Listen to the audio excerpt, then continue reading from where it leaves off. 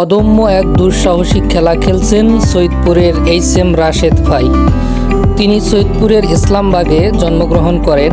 তিনি 17 বছর যাবৎ আমাদেরকে এই খেলা উপহার দিয়ে আসতেছেন। তিনি সৈয়দপুরে এখন পর্যন্ত এই খেলা কখনো খেলেননি। তিনি এই প্রথম আমাদের সৈয়দপুরে এই খেলা উপহার দিচ্ছেন।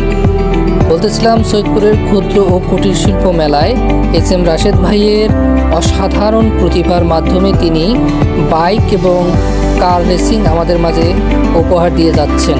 তো এই খেলাটা কিন্তু এক ধরনের মৃত্যুকূপী খেলা।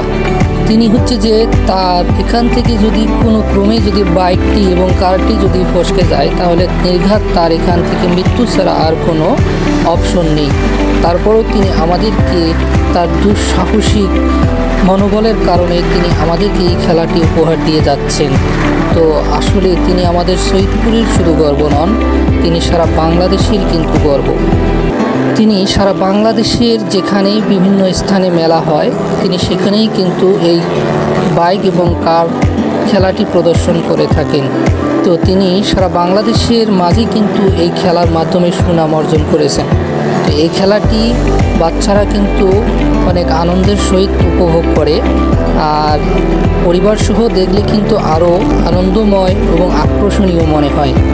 যখন আপনি পরিবার সহ দেখবেন অথবা নিজেই দেখবেন, তখন যারা এই খেলাটি খেলে তাদের চেয়ে আপনার ভেতরে ভয়টা বেশি করে কাজ করে। তো তারা খেলে, তাদের ভিতরে মনে হয়তো সেই ভয়টা কাজ করে না, কিন্তু আমরা যে এখানে দেখতেছি, তো এই দেখার মাঝেই কিন্তু আমরা আসলে কিন্তু ভয় করতেছি যে আসলে কীভাবে প্রচেষ্টার মাধ্যমে এই খেলাটা তারা কি আমাদেরকে উপহার দিয়ে যাচ্ছেন।